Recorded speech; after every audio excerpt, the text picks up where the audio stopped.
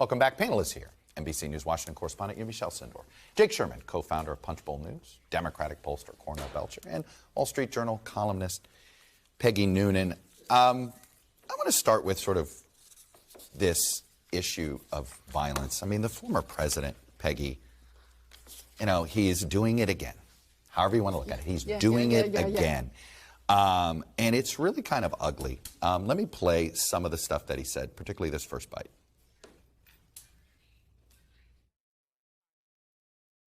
All right, where we've heard him in those social media posts and all of that. Forget the legal debate here. Why isn't there more outrage about this? I wonder lately if people have become a little desensitized in this area with Donald Trump because they're so used to it. There's also, I think there has been a sense this week that you look at what he's doing, posing with a baseball bat, saying there may be violence, all this stuff. You look and you think, is this strategy or a public nervous breakdown? You actually are not sure. I'm not sure. Of which. Look, I think, speaking in terms of tacky politics, he's trying to nail down and excite his base. Looks like he succeeded. Waco looked last night like he succeeded. There's a significant part, but only a part of the Republican base that is all about Trump. It seems to me they're there. The big question the coming year is, can anybody else coalesce what is not Trump? But yeah, it looks like they're all excited. Cornell, I'm actually with Peggy on this. I'm not sure if he's having a nervous breakdown or if he thinks this is good politics, or if this is his campaign strategist going, let's make lemonade. Well, either way, it's a dangerous place. And I do have the quote talking about the district attorney. He's a Soros-backed animal, right? And so that's a classic anti-Semitism, racist trope. And look, I think it's my job part-time here to call out dog whistles. Chuck, that's a racist bullhorn, and it's inciting violence. And you already see the district attorney is under tremendous threats of violence right now. It's dangerous, and that we don't have more Republicans calling it out is really, really troublesome. Go ahead, Yamiche. I think part of this also is that former President Trump hasn't had to face consequences and, in fact, has actually benefited from a Republican Party that has backed him after something like January 6th. I mean, he was playing music from the January 6th men's choir, which I learned about yesterday, which is made up of men who were imprisoned because of January 6th. That tells you where we are. Footage of the attack on the Capitol. They played footage of the attack on the Capitol to the crowd. And that, to me, really underscores that Trump is doubling down on this, and because he has not had to face political consequences or legal consequences, and he remains the most popular figure right now for the GOP nomination. So that tells you that he feels like this is working for him, and he's using this as a political strategy. I'll fact check you on the political consequences. They did lose the midterms in 18. They did lose the re-election in 20 and 22. I mean, there have been political consequences, Jake, but apparently not enough to get Republicans to sober up here. The definition of insanity is doing the same thing twice and expecting a different result, right? Donald Trump lost them, minimized their gains in the House, lost them the Senate, lost the presidency. He has been a political disaster for the Republican Party, just from a pure statistical point of view.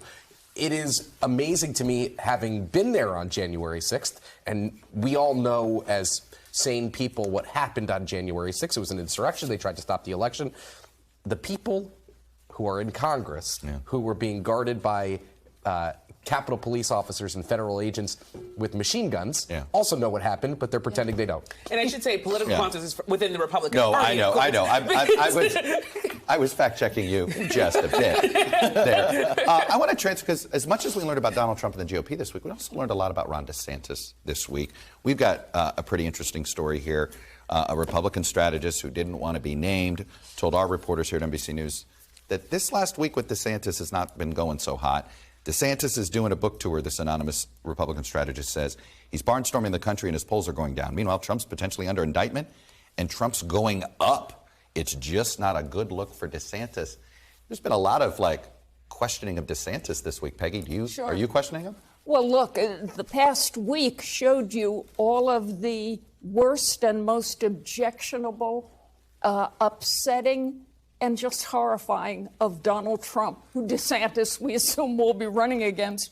and Trump's numbers went up with the base, and DeSantis's went down. Look, we'll see where it goes. It's early. You know all that stuff people say. You sound like 2015, Peggy Noonan. But let me throw this in. You look at DeSantis, you see his record, you sort of have one question. You have a few questions, but one is, why is he running? Does he know? If he knows, maybe he could let everybody else know, and maybe that will help him at a difficult time. Well, I'm just not sure I'm seeing why he's running. And Cornell, he's sort of getting the worst of both worlds by kind of being a candidate, but not actually being a candidate. The Ukraine, I don't know what to call it. If it's a flip-flop or not, it's up to you what you want to call it. I'll call it a flip-flop. While the U.S. has many vital national interests, becoming further entangled in a territorial dispute between Ukraine and Russia is not one of them.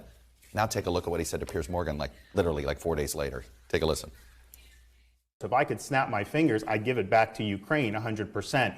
But the reality is, what is America's involvement in terms of escalating with more weapons, and certainly ground troops, I think, would be a mistake. So that was the point I was trying to make. But Russia was wrong to invade. They were wrong to take Crimea. I mean, I think he is a war criminal. Is this, Jake, somebody who was trying to play too cute with Tucker Carlson? Or does he just not quite know what his position is? I think both. I think I don't know if he doesn't know what his position is. He sees on Capitol Hill what I see, which is the Republican Party turning against the effort in Ukraine, or a big chunk of the Republican Party turning against the effort in Ukraine. You can't think it's a territorial dispute and at the same time think Putin's a war criminal and we shouldn't be there. He's coming across right now as somebody who learned how to sail, meaning he's always looking to see which way to move the sail. He's also looking weak. I mean, it does look weak. It's been a rough week for him. All right.